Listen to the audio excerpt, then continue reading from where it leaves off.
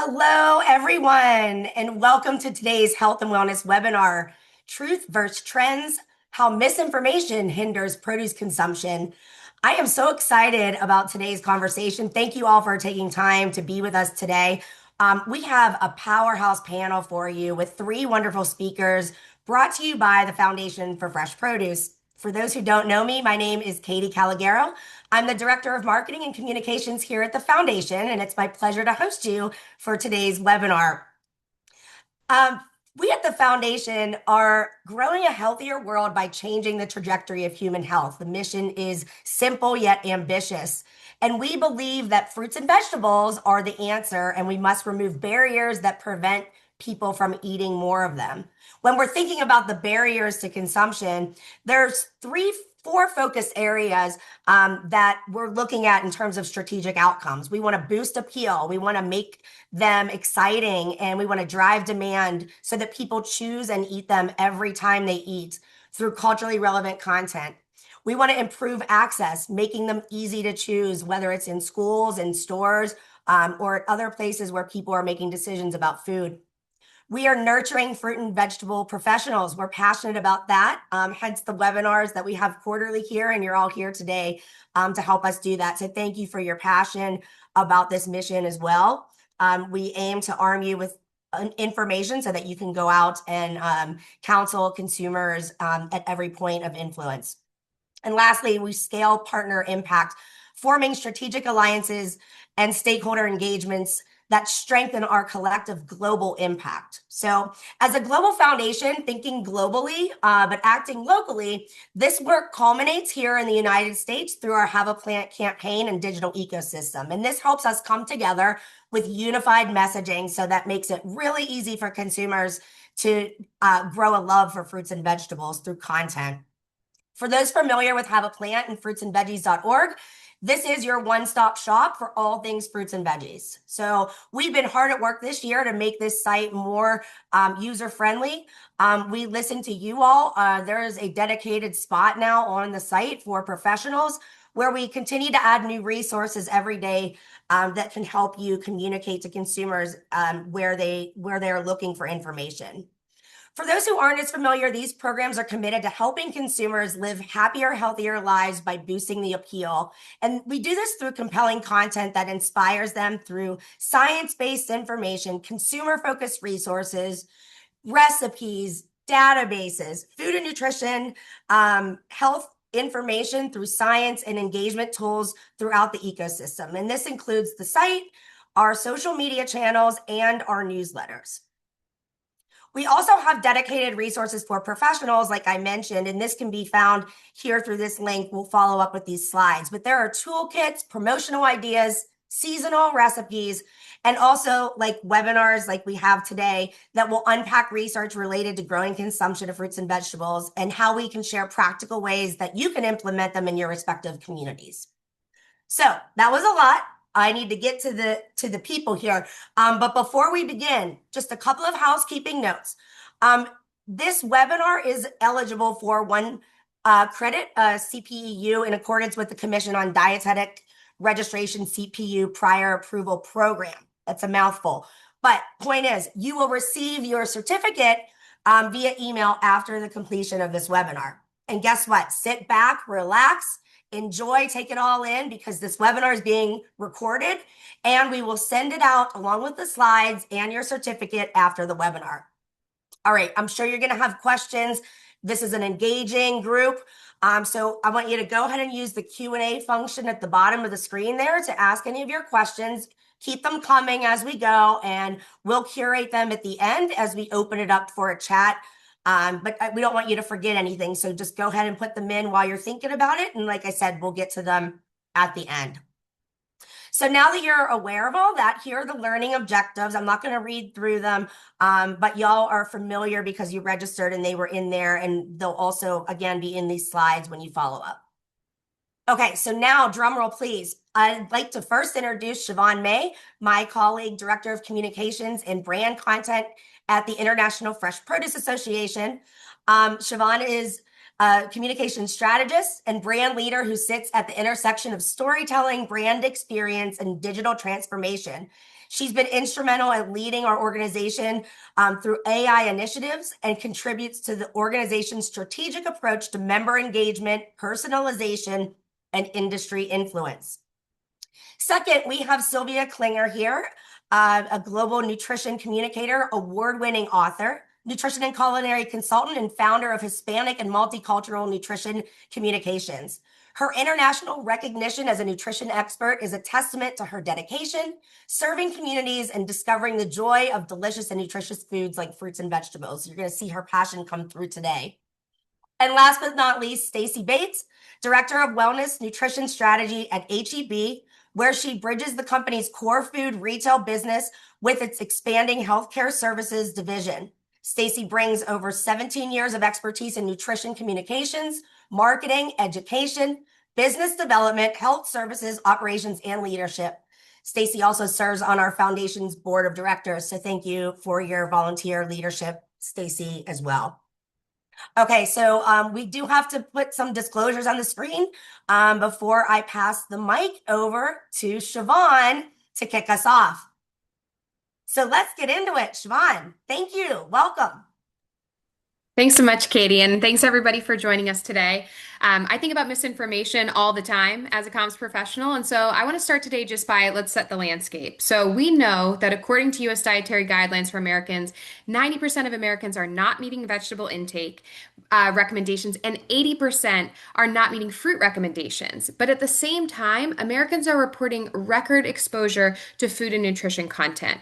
Much of that is helpful, but a lot of it can be really confusing. And so we're all not just tasked with promoting fruits and vegetable consumption, but we're also operating in an information environment where misinformation competes with science and expertise for consumer attention. So, like I said, I think about misinformation a lot. So I'd like to start with what we know to be true. So if we jump into that next slide here, we know, as I mentioned in the last slide, that produce consumption is low. And we know that the downstream consequences like chronic disease, health inequities, preventable health burdens are going to be catastrophic for us long term. And so we have to really understand the central issue and the issues that are keeping intake so low. And we know that misinformation does play a role in this. And misinformation is suppressing fruit and vegetable intake. And it happens in a variety of ways. And so one of those ways, for example, is we see this example with pesticides. So pesticide fears are increasing in terms of the narratives, and it's impacting people as they are thinking about making food choices. So according to the International Food and Information Council, 71% of consumers who avoid foods due to pesticide concerns are avoiding vegetables, and 59% of those who avoid it are avoiding fruit. And so fruits and vegetables offer such a high benefit and low actual risk, but ironically are getting caught up in this fear-driven narrative.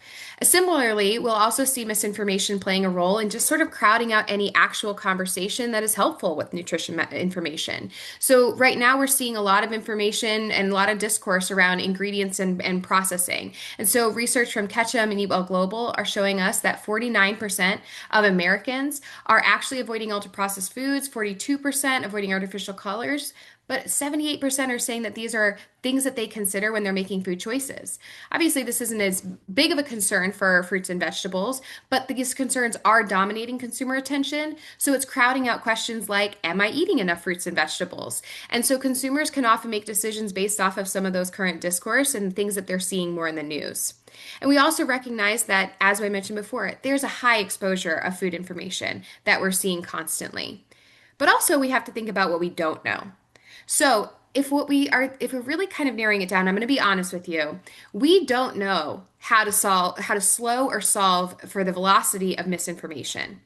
There are new platforms and AI tools now that allow misinformation to spread faster than credible sources and credible institutions can respond. And I know that that can be overwhelming, but I'd like to say, don't worry, we have some answers for that today.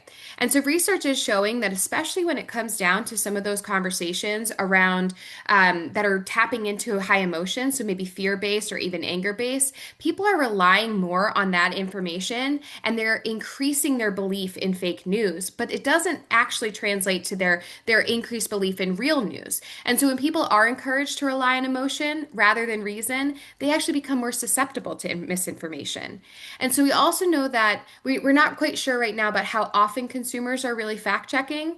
Right now, our studies are showing that most consumers overestimate their ability to identify misinformation, and that people tend to trust information that aligns with their pre-existing beliefs or what algorithms amplify for them. So if you're thinking about the way social media gives you information that you've already engaged with, it's that kind of confirming bias that happens over and again. And so the result that we see is that confidence is really high in terms of their ability to determine misinformation, but accuracy is actually much lower.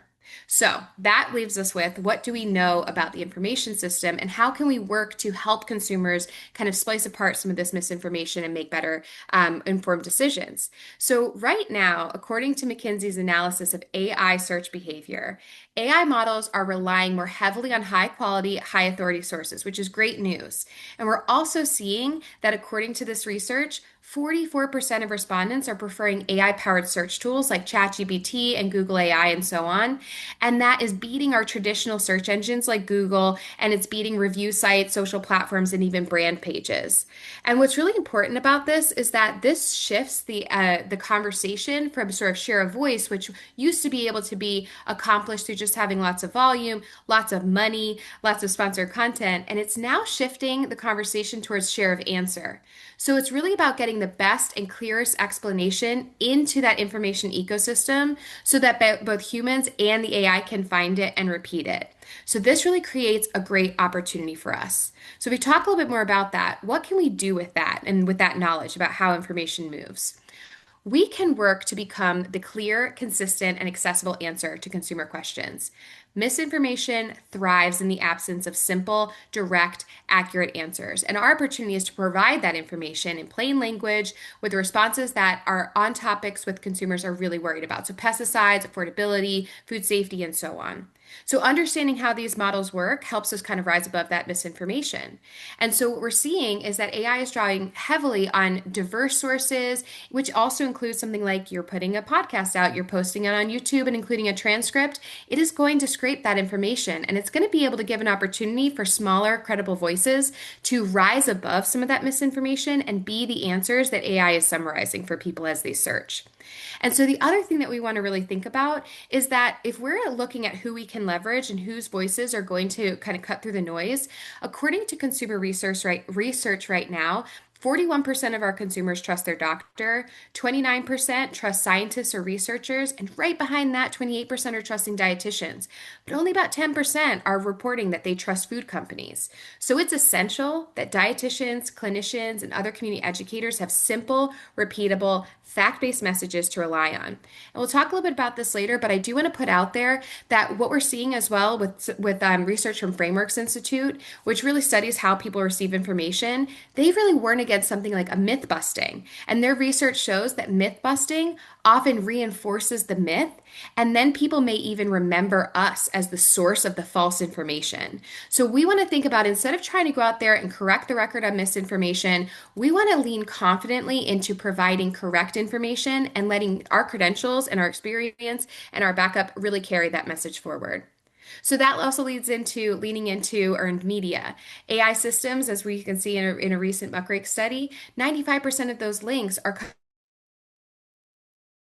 big lift coming from sponsored placements, but about 85% of those are coming from earned media. So that means that media now shapes both public perception and AI outputs, which is great news for us.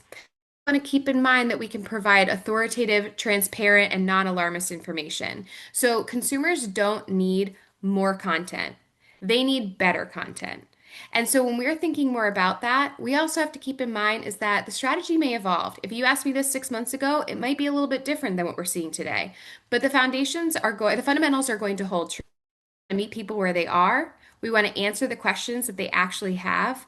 We want to amplify trusted voices, and we want to make sure that we're leveraging our community relationships, because that's where our impact is happening, and that's where AI amplification, has an opportunity to begin.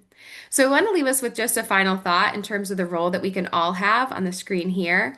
If we want to think about increasing consumption, and I think we can jump to our next slide there. If we want to think about increasing consumption, and I think that I might be I might be freezing here, so I'm going to see if you can hear me. Okay, great, perfect. If we're increasing our consumption with fruits and vegetables, this won't happen unless all of us, which means in communicators, marketers, health professionals, advocates, and industry partners, are helping to create a more trustworthy nutrition information environment. And so we all have the power to provide clear information that counters fear with facts, using our platforms to amplify evidence, supporting RDs and community educators with accessible, accurate materials, engaging in earned media, and helping to ensure that what AI and the public encounter is trustworthy, and also keeping in mind amplifying our false information or trying to correct misinformation can also help us give it more space or give it more airtime. So, really focusing on being direct with correct information and ensuring that that information is available when people are asking those questions. So, in closing, Americans are not eating enough fruits and vegetables. Misinformation is part of the problem, but the future of food information, so where humans and algorithms both search for answers, this gives us a remarkable opportunity. And so, simple science based messages delivered consistently through trusted messengers can cut through the noise. We have a clearer, more democratic path than ever before to help the world eat more fruits and vegetables. And every one of us in this room today is a part of that solution. And somebody else who's going to be excellent in being part of that solution is our next speaker. So I'd like to welcome and pass the mic over to Sylvia. Thank you so much, Jovan. Um, this is exactly what keeps me up at night. It's knowing that none of us, hardly any of us, are really getting the amount of produce that really will have a significant impact on our health. This is the one thing that we know can lower the risk of chronic disease. So I want to just reiterate three things at the next slide that to really help us remember some of the things that we need to voice with our consumers more. First of all, I want to go on the pesticides use because the truth about pesticides use in fruits and vegetables is that they are common. The residues are common in organic and conventional produce. But we need to remember that the levels of these tiny residues are usually well below the safety limits. Okay, so well below the safety limits. And with that, I want to remind us that the consumption of fruits and vegetables is that one thing, that generally outweighs any risk from those tiny, tiny traces. Now, another thing is, remember, those health benefits, fruits and vegetables are loaded with vitamins, minerals, and antioxidants, okay, that really help us to decrease those risk of chronic disease. And if there is any, tiny amounts left, we can easily reduce them by simply submerging them. I have my big bowls where I submerge my fruits and vegetables before I consume them.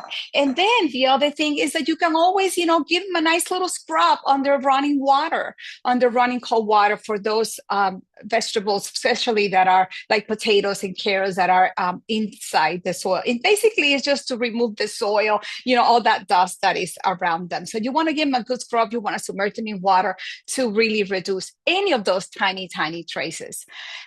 Another thing is that we have to understand that consumers love taste. What keeps us going back and forth for the foods that we love is because they taste so good. So we need to help consumers really not only select them when they're shopping, help them select them, especially the ones that are in season so that they can have that peak flavors. We need to help them prepare them in ways that really retains the nutrients that we want them to have in their bodies. We want them to incorporate them and boost their traditional recipes with more fruits and vegetables wherever they can. I always like, quesadillas, add some apples, add something, add the pumpkin, it's very popular in Mexico. So what vegetables we can add in fruits at every single meal, especially those traditional recipes that we love to have, because flavor is everything. So try to really help them with the cooking methods as well and seasoning them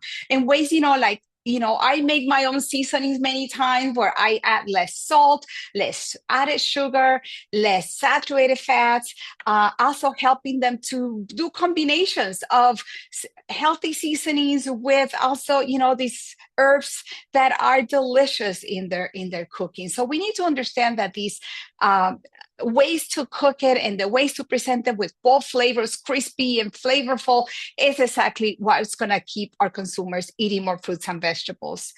And with that, I want to turn it over to Stacy. Thank you, Sylvia. And great to be here with you all this afternoon.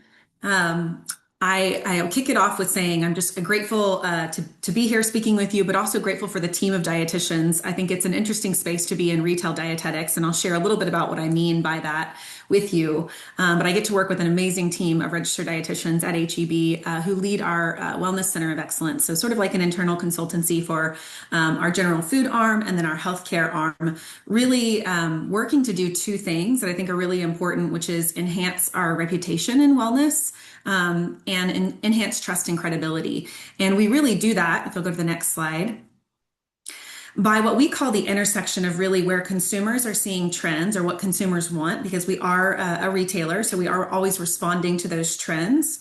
But then also what's happening in the nutrition and health research space. I always like to say nutrition is a really new science, and we still have a lot to learn and we have a lot to study. And so between the nutrition science, what consumers are demanding, and then sort of the policy and regulation space, this is really where our team is able to sit and look at this intersection and then determine how do we best support some of the needs that we have in guiding our consumers or nudging them to better for you behaviors, because we do believe that food is foundational to health, and we believe that fresh foods, specifically produce as well, is really foundational to how we help our customers eat well and live well, which is a mission that we are trying to support as dietitians working in food retail. Next slide.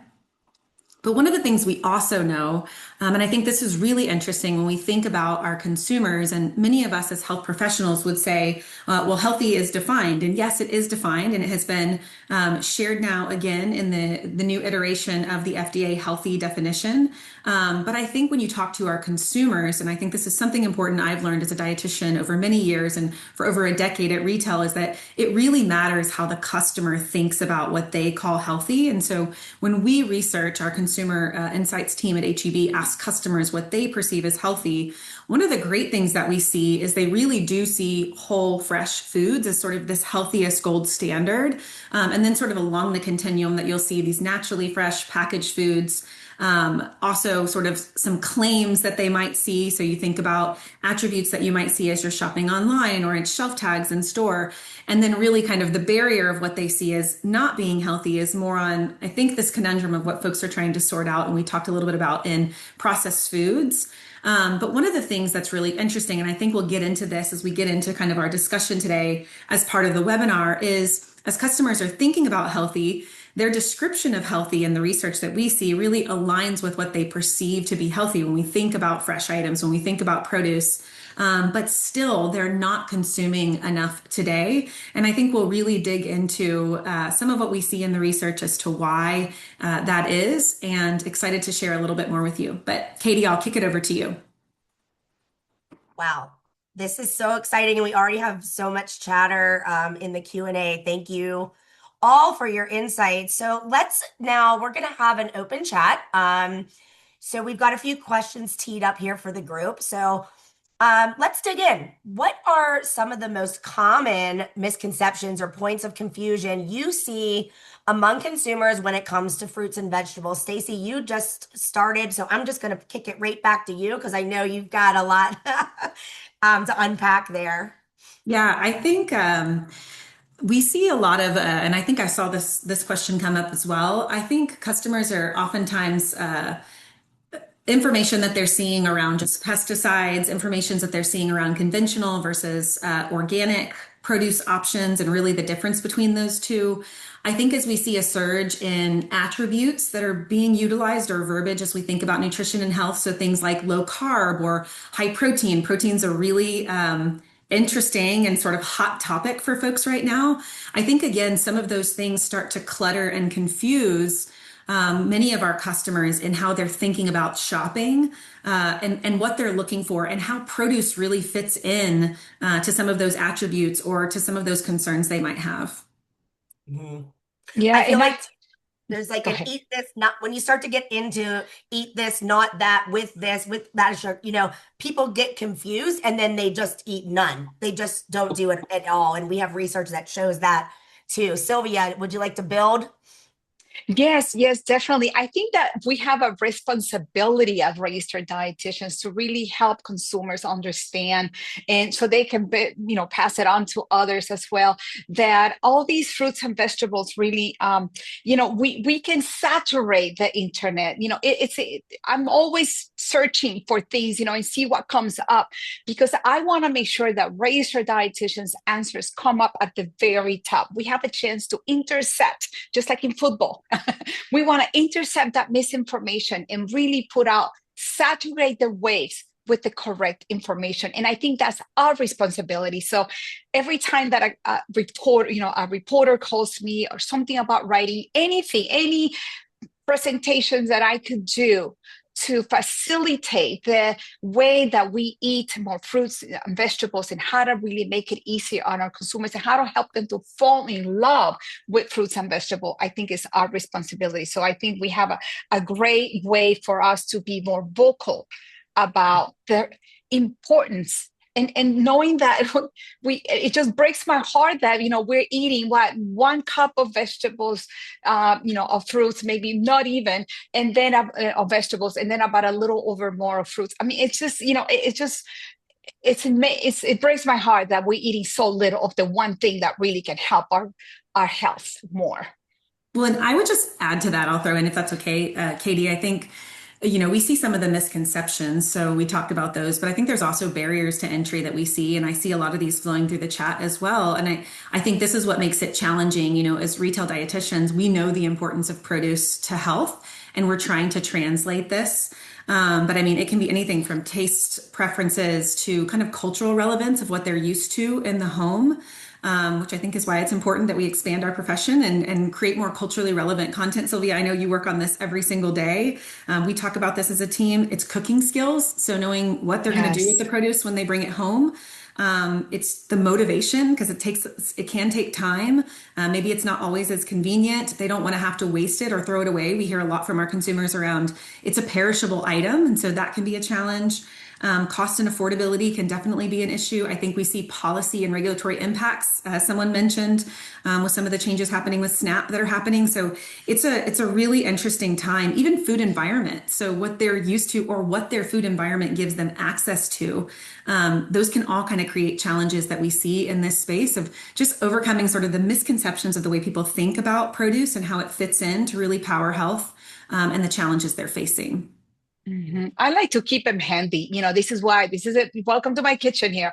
I love to have fruits and vegetables always available, always in the counters. And another step that you can take is by cutting them right before that. My kids used to come home from school and I immediately cut them up and chop them up and have them ready, for them. Because that's research show that when you put it out there, when you cut it for them, it's going to end up in their bodies, nourishing their bodies. It doesn't have to be so hard. I think there's a misperception that it's hard. Vegetables are hard, right? If you Mhm. don't know what to do with them. And so when we look at habit formation and getting people to kind of make this part of the routine, it's got to be easy, right? We talk about that all the time. So how can we sort of show people that the value's there, but then there's also it doesn't have to be so hard. Siobhan, Uh-huh. I want to kick it over to you to kind of build what other misconceptions like we see here at IFPA, or that we're hearing from either industry or our consumers directly. Yeah, absolutely. And I think that, one of the things I'm hearing, which I think is really important, is that it is not easy to look at the world and really be able to kind of pick apart what's the message that's the right one, what's the true one, what's the best sort of intended, the best intended one, or what's the best one for me and my family. And so this isn't an easy thing. And so I think it's something to give consumers a lot of credit. We're all consumers, that we're all doing our best, right? And so one of the things that we're seeing a lot of, we get a lot of questions about food safety. And we like to say we get questions about food safety when oftentimes when there is a concern in the news, whether it be an outbreak or an illness associated with food, and that's really when people are kind of at high anxiety. So we're getting a lot of questions in that space, and we have to do our due diligence, but be able to educate, but also be able to help people understand risk in that moment. And so I think that that's a place where we can play a huge role in helping people understand, because oftentimes the resources and the sources that they're receiving information from are great, but maybe it's just the ability to kind of interpret some of this like very scientific or even legal jargon when it comes to kind of navigating what is my risk, how do I make the best decision for my family. And so I always like to keep in mind that, some of those misconceptions they're based on truth, but maybe they're just being applied in a way that just doesn't impact the decision in the moment. But those things are coming in ebbs and flows. They're coming in waves, and so sometimes they're front of mind, and sometimes they're not.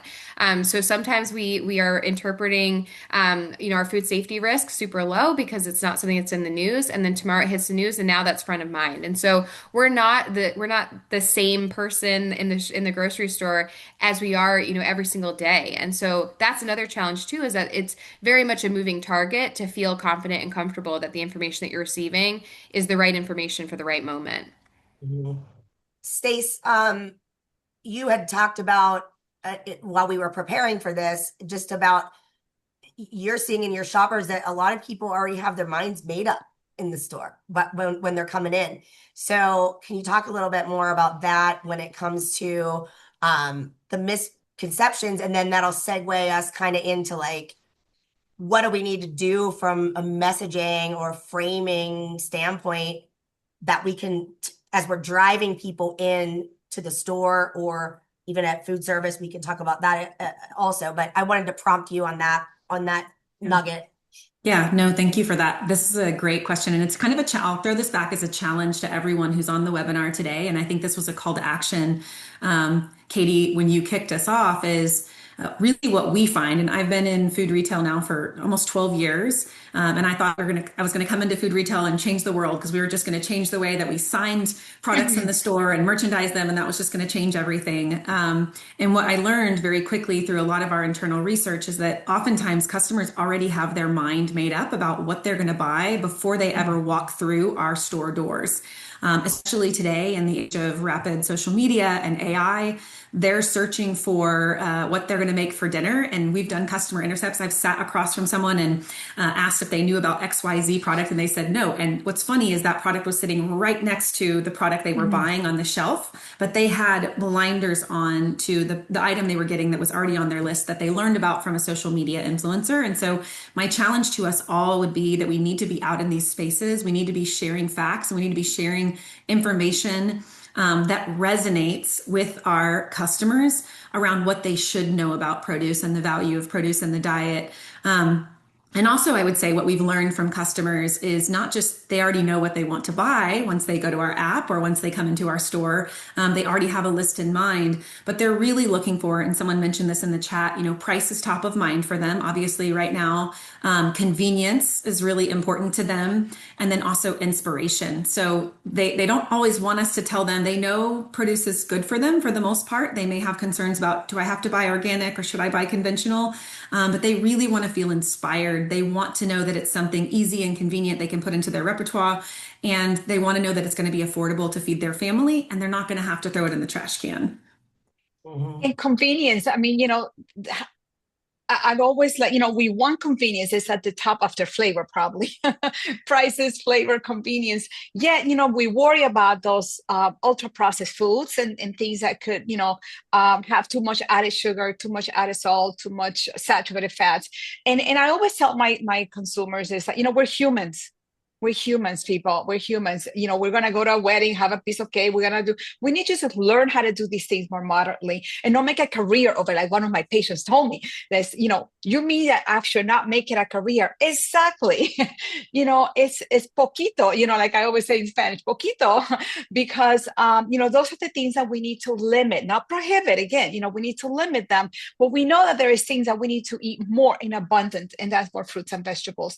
And luckily, there is convenience in fruits and vegetables that we can have. We have frozen, we have things that, you can buy in the grocery store as well that are already prepared, those chef meals that come with a lot of produce as well. I mean, there's a lot of things that you could do for convenience that also won't break your wallet as well. So we just have to be creative, and we need to make sure that we help consumers and inspire them. And tonight I'm doing to a cooking class where I'm doing different dressings to eat with vegetables.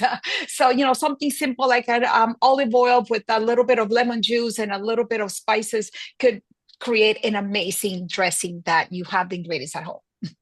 So I've heard now, barriers to consumption that are misconceptions that are barriers to consumption. We've talked about food safety. We've talked about convenience. We've talked about pesticides and maybe confusion over what's better or things like that. Did we talk about, I think that falls in with ultra processed and the labeling. Is there anything else before we jump to the next question that you guys want to put the bow on? We good? Okay. Katie, if you don't mind me jumping in just for a moment, if that's Yeah. okay. Yeah, absolutely. Yeah, I am seeing a lot of kind of questions in the chat, and I want to be clear, especially from my sort of introductory piece.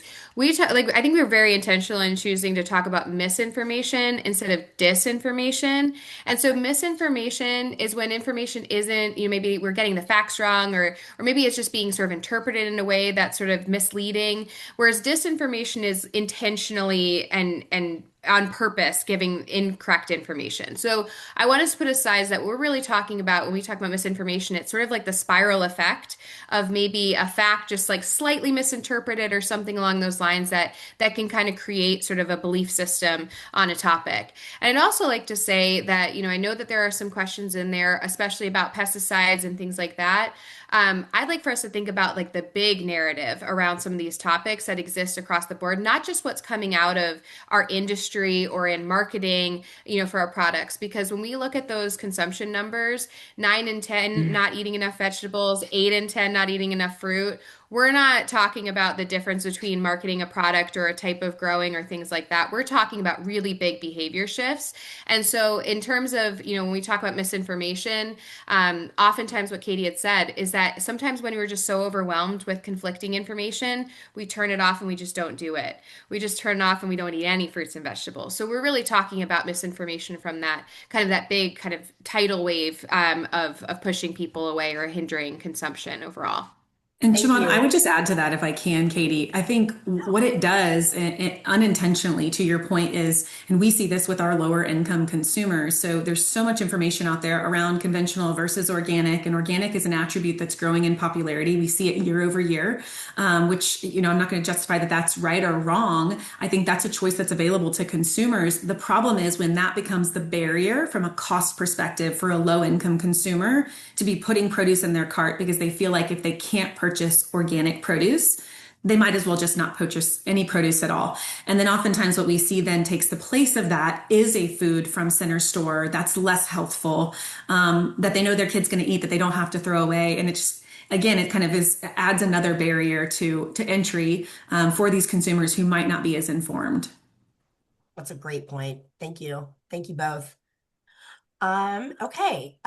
So I think we've touched on some of this, but I know that we have some other little stats.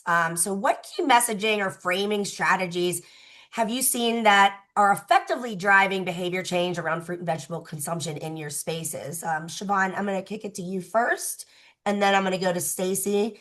And then we're going to talk about some other ways that we can collaborate with Sylvia on those strategies. So Siobhan, you want to kind of build on what you were. Yeah, and just clarify if you can't hear me. I think I'm getting some freezing on my camera here for a second. But I think when, we're looking at a lot of research on how kind of consumers are interacting with the information that they have. And I did mention in my introduction some information that we're receiving, especially from Frameworks Institute.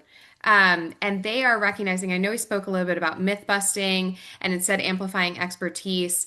I think it's really a matter of kind of picking and choosing the battles that are specific to your audience that you can have the most impact on. If we think about the way that AI works, I like to put it out there. It is not a master key or skeleton key into all things. It's not a silver bullet to help us solve all challenges. And it's not human, so it's not super smart. It's just very efficient. And so if you as a person are putting out sort of a myth busting, and AI says, oh, that answers the question if this is true or not. Stacey Bates or Sylvia Klinger said this, myth is accurate because it's something that, you did say, but the next sentence is this isn't true because, we're really kind of working against ourselves. And so we want to be thinking about how do we pick and choose the battles that are really relevant to our specific audience. So where does your expertise and your relationships with your audience and your clients and your customers, where does that really kind of come together? And really lean into that space, because that sort of framing where you're kind of adding trust and you're adding your expertise and you're addressing the questions that are exactly in the format that that your clients or your audience really wants to hear, that's going to be really a kind of a special sauce version of helping to build that sort of messaging over time that can help kind of drive behavior change. It's really going to come from a place of trust. So my recommendation would be to really, get to know your audience, and if you know them super well, answer the questions in the way that they have in the way that they want to hear information. Stacey, you want to build? Yeah, I would just add to that. I think dietitians, and I know specifically we talked about this a little bit, Katie, given my background growing up on a farm and then working for a decade in healthcare and now working for a decade in food retail, I think we are uniquely positioned kind of at this intersection of food and healthcare where we can really, and even agriculture, where we can tell meaningful stories as communicators that connect the dots for consumers. And now more than ever, we've got more informed consumers who want to understand truly from farm to their fork how this product is getting to shelf, how it's coming to life. And so I think it's really important for us as food experts and food communicators that we're really telling that story in a transparent manner. And thinking about the consumer and sort of meeting them where they are. I think it goes back to Siobhan's point about, no one wants to be told that they're wrong if they have a certain belief about whatever it is they're purchasing. And I say, and we provide options because to the consumer, that's what we're going to make everything available so they can purchase the option they feel is the best fit for themselves and their family. So how do we meet them where they are and share the information that we have access to in a way that builds trust? And doesn't dismantle that trust. And so I think that's also really important for us as health educators to remember that they're just people and they're wanting to learn and they're wanting to do the best that they can for their family. And so how do we share the information that we are fortunate enough to have access to, but through this system of shared trust, which I think is really the foundation for being able to share any sort of information with an audience. Perfect. Sylvia, can you kind of combo on the effective communications and how collaboration could be key to promoting positive consumption behaviors? Absolutely. After 40 years in nutrition and communications, I will say that we need to be everywhere. We dietitians need to work together with corporations, with organizations. We need to work with, organizations that believe, and that really are, putting out also messages out there. But we need to be everywhere. We are the experts, so we need to be the ones that are really helping them, to stay in line, to be transparent, to be also giving information. So know that companies are always, overlooked by big lawyers as well. But we need to understand that our expertise is needed everywhere, and that one thing that we agree with American Heart Association, in organizations that we need to be also very involved, like the Academy of Nutrition and Dietetics, organizations like, of course, the Foundation for Fresh Produce, the Alliance for Food and Farming, all these organizations that their cornerstone is to help you eat more fruits and vegetables and to lower those fears is where we need to be. And I cannot reinstate that more clearly that we also need to be meeting consumers, like Stacey was saying, where they are. My consumers are completely different. They are eating nopales, chayotes, tuna fruit. I mean, all these things that people have no idea sometimes what they look like. And I have to bring them, the nutritional value that they offer and how to prepare them so they don't lose nutrients and how to really bring them and season them with things that, are going to enhance the flavors of the fruits and vegetables. So I think it's our responsibility to be out there with everyone and lending our expertise to everyone out there who needs it and who could really use it so that we can really bring the accurate information to our consumers, which the more they know, the less fears they're going to have and the more fruits and vegetables they're going to consume, all for the better of their health. Perfect. And I think fruits and vegetables in all forms. So I saw this in the chat, and I would just add to that. We do, focus on this. I talked about how customers perceive fresh to be sort of the gold standard, but as dietitians, we're wanting to introduce affordable options. And so we are always focusing on frozen, on canned, on other viable solutions that get more produce onto people's plates. Absolutely. Even dry. I mean, any form, really, any form.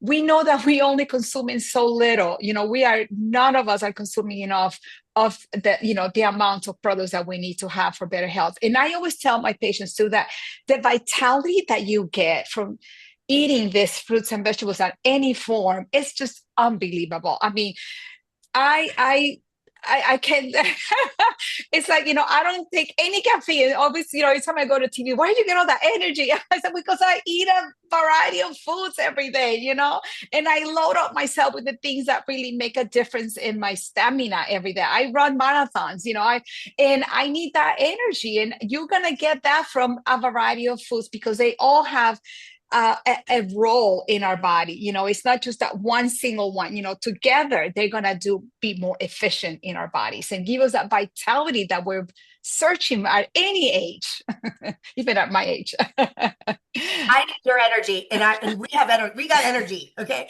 I think it's a good point though, because it goes back to what Siobhan was clarifying, because I see some comments in the chats as well of just like all fruits and vegetables need, like we just need to consider all of them, and people want to have choices. And then I think it's our job to help people understand that whatever is best suited for their lifestyle, there are choices available. So that includes, like you said, canned, fresh, frozen, dried, and then also a conventional or organic form as well. We would put that all. So at the foundation, when we say all fruits and vegetables, we don't even say the word fresh. I mean, and Stace, we've had this talk of like, even that can cause consumer confusion just by our own marketing saying, putting that word fresh in there. And then it's like, wait, what? But as a dietitian, you might think, oh, well, I think canned peaches are fresh. Like they come from a tree. We know that canning process. So I just think that's a point too, that at the end of the day, the more we kind of clutter the space, the more confused people get of like we don't want food fights, right, Siobhan? Like we all, and so it's like the more we can declutter and just say all fruits and vegetables, like we just need to eat whatever one, pick your preference, like pick your, and like help people just lean into that. And get out of the details. If there's questions, fine, answer, but just leading with the truth and what we know is always going to be our best solution. Okay. So guys, ready? Rapid fire. I'm going to go Siobhan, Stacy, Sylvia. How can dietitians help their audiences make informed choices about fruits and vegetables? Siobhan, go. All right. I think it's about knowing your audience and answering questions clearly, specifically, and cut out all the extras and even cut out some of the academic talk. Just speak to them in their language and answer the questions directly that you know that they're asking, or that you know that they want to know the answers to. Perfect. Stace? Yeah, I think it goes back to meeting the customer where they are. When we think about the customer and their concerns for when they shop, they again are really focused on price, quality, convenience, and inspiration. So when we think about our messages, it's really crafting messages that meet them in those places, letting them know that it's affordable, letting them know that it's of great quality and they can have permissible passion around consuming that food that they should feel really good about.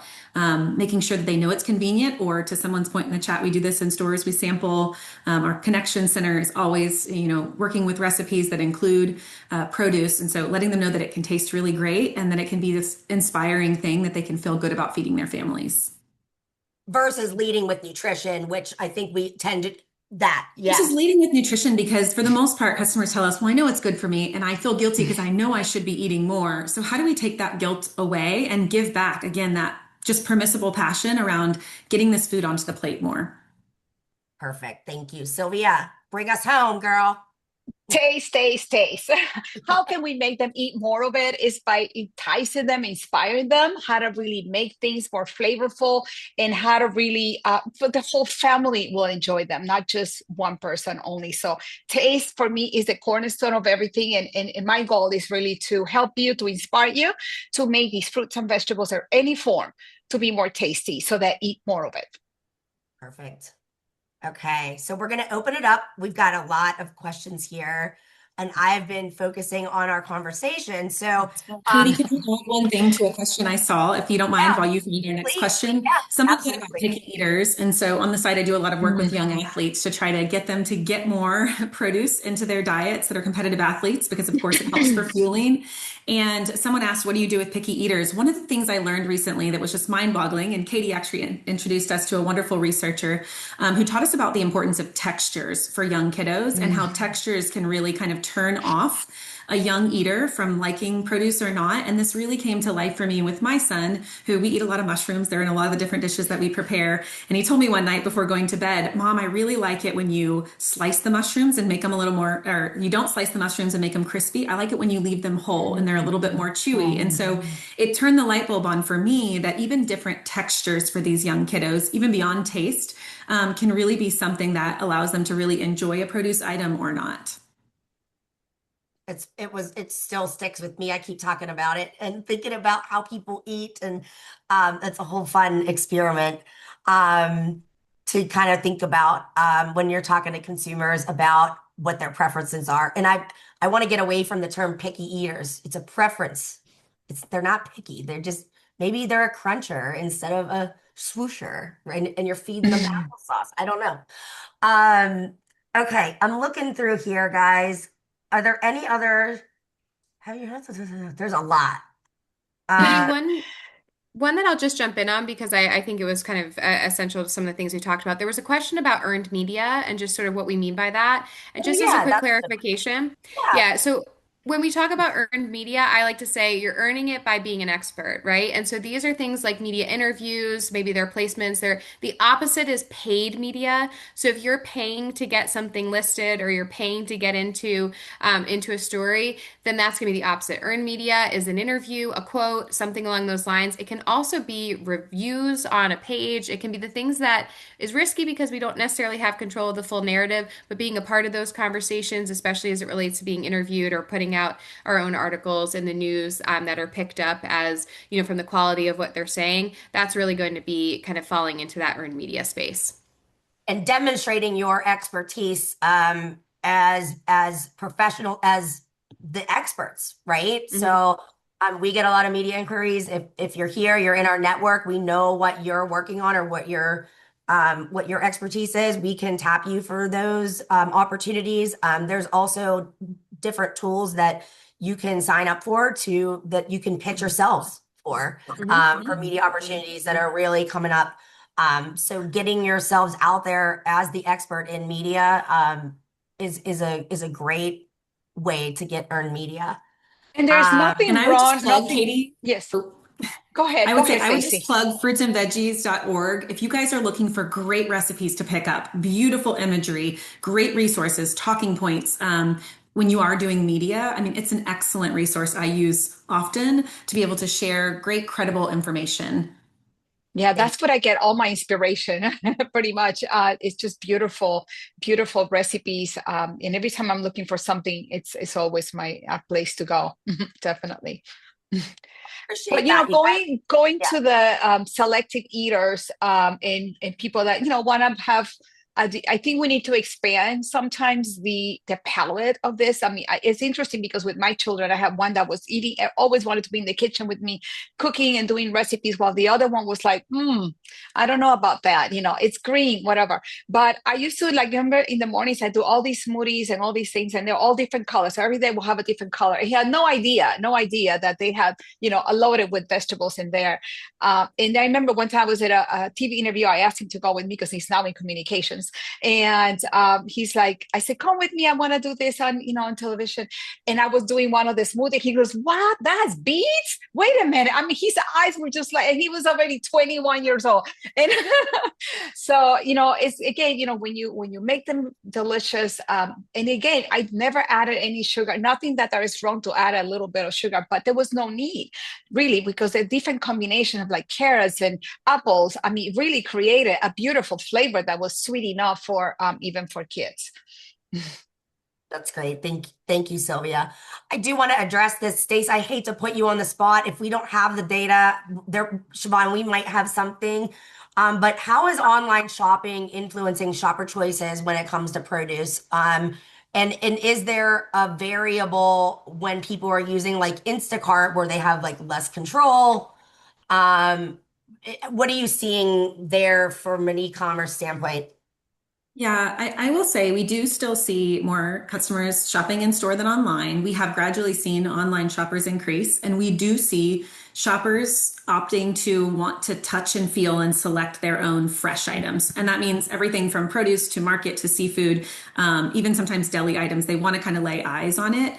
We do a lot of training as retailers. I'm assuming every retailer probably does this with their partners or employees and try to train them on how to pick the best produce items. But it can be challenging. Someone asked about this question. You might have a young partner who's never consumed that produce item, selecting it for a shopper. And so, again, we do a lot to try to make this really easy and try to help make fresh items be really something that customers can buy quickly and easily if they're shopping online with us. But it is still something that we see that many of our shoppers still prefer to kind of touch and feel their produce in Mhm. person and select it themselves.